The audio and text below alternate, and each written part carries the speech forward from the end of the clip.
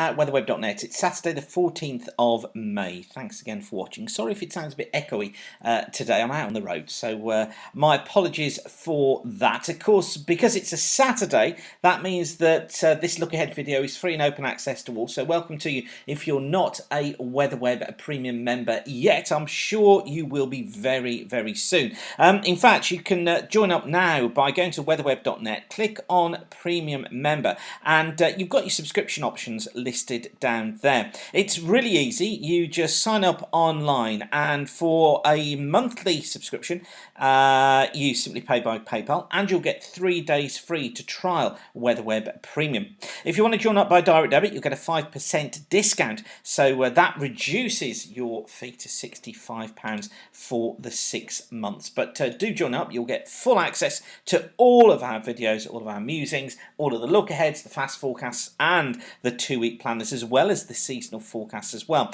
And in fact, this week's going to be a big week for the seasonal forecast, because we've got our preliminary outlook for June coming up, and we've got our summer forecasts as well. So a very busy week ahead of us here at weatherweb.net, and particularly for WeatherWeb Premium members, all those videos, full access to a WeatherWeb Premium members.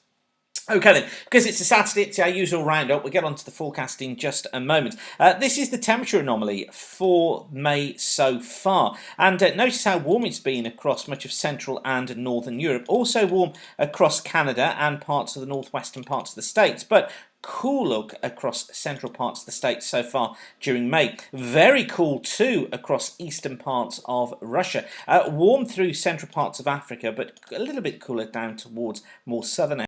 A chilly one across South America, Argentina particularly feeling this cold air coming in, warmer across Brazil.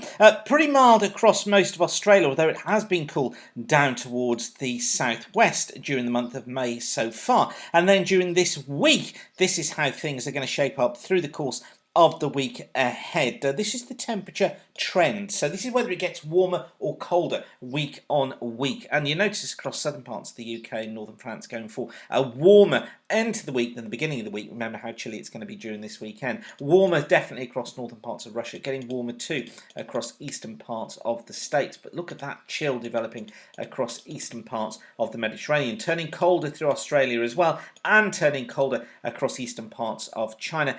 Temperatures hovering around the same sort of levels around southern parts of South America, but the big story is going to be this warm up in the States, I think, during the course of the week ahead.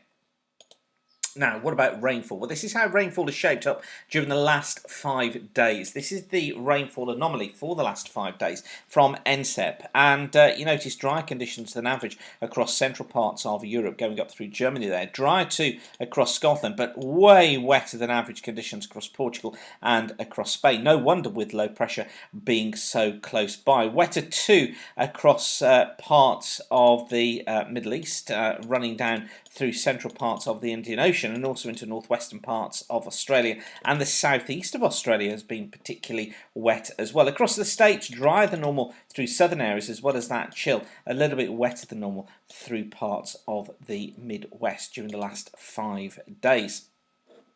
So what about sea surface temperatures? Of course, we're following these closely because of El Nino collapsing away into La Nina. Of course, El Nino is when we get warmer water in the Pacific Ocean just through this region here. That's El Nino, but it goes to La Nina when that reverses and goes cold. Now, this is the chart from April. So this was from a month ago, 14th of April. And what I wanted to do was to compare this one with where we are now. So that's April. Keep your eye on the El Nino event here, the temperatures through the Pacific. Keep your eye on temperatures in the Indian Ocean and also around the northeastern parts of the Atlantic around the UK. So that was April.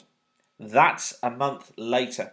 Big thing to notice, first of all, is how this cold water is now upwelling, look, in the Pacific Ocean. Notice, too, the colder water getting in around Sri Lanka, but the bulk of the Indian Ocean tending to stay warm. Also notice how this colder area than average in the Atlantic Ocean is starting to be weakened. Let's just go back to April. There we go. And there we are with May. You see the difference there. April, that's May. So you can see things starting to change from April into May, and this is having a big impact on climate predictions for the coming weeks. Models are struggling quite a bit to cope with what's going on.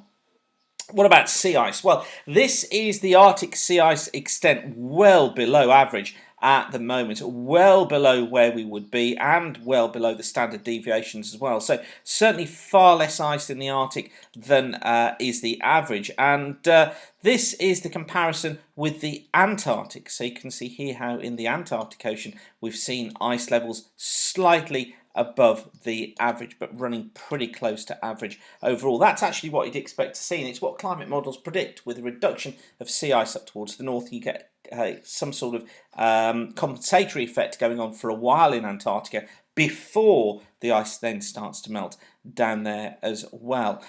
So that's backing up what models are suggesting.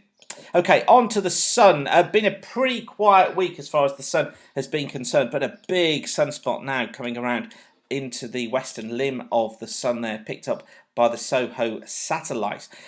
In terms of sunspot counts through until the 14th of May, this is where we have been.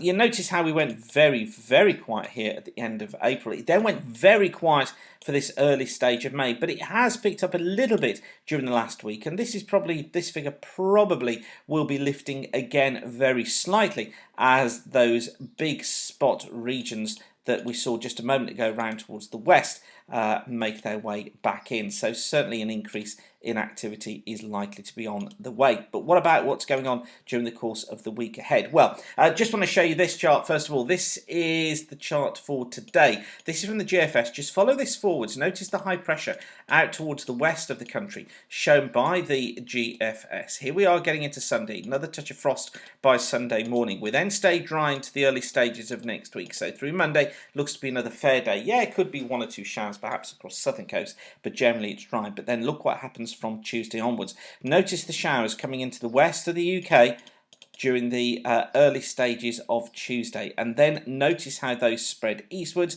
during Tuesday, probably staying dry across eastern England, the eastern Midlands, southeast England until late Tuesday evening, but some heavy showers getting into the west of the UK during Tuesday, and that then sets the scene for a more unsettled middle part of the week. Now, I think again the GFS may be overplaying this. It may be deepening off that low too much, but I think the overall story is one of being a mixed middle of the week. Showers, possibly longer spells of rain, particularly across central and southern parts of England during the course of the week, and then we get hit by another low coming in from the west. Now, you can't take any notice really of the detail of these low pressure areas and bands of rain coming through. What you can say is that it is taking us into much more unsettled conditions. Now, I know that you might say, well, yeah, you were talking about the middle part of May being dry and then going and settle towards the end of the month.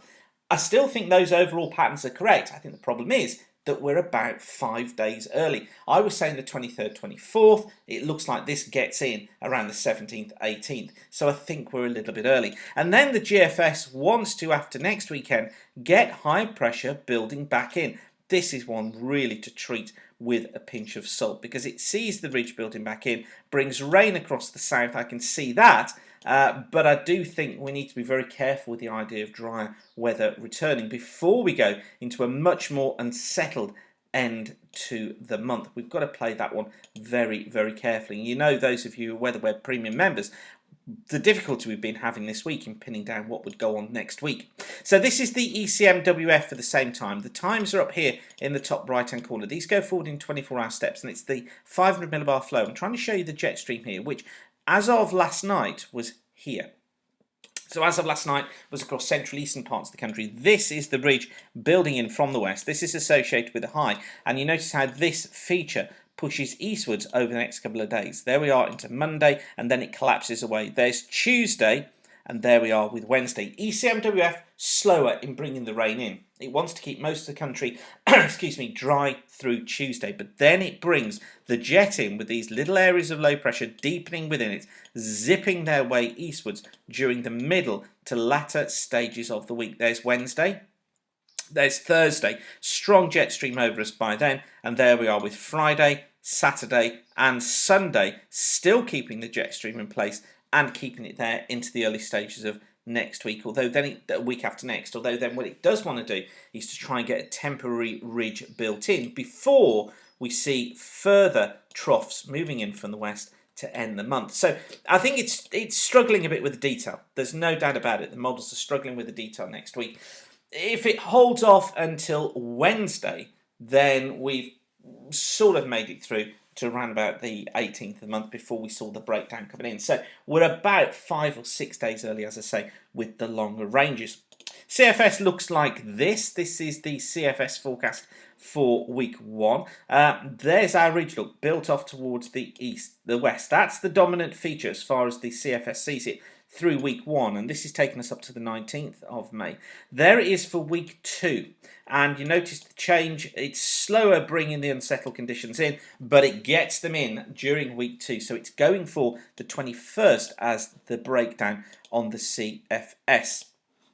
Week 4, it tries to do this. It still has the jet across the UK, starting to hint at southern areas becoming drier. So this is into the early part of June. And then into week 4, it then tries to build the high in more strongly, the ridge more strongly from the south, getting England and Wales and Ireland and basically southern Scotland into dry, fairer conditions, leaving the north generally damper. Again, this would be another 5 days earlier than we'd predicted, because we've gone for the idea of through till about the 10th of June being unsettled, then settling off a little bit after that. So again, the hymn sheet is right. The notes aren't necessarily in the correct order. Does that make sense?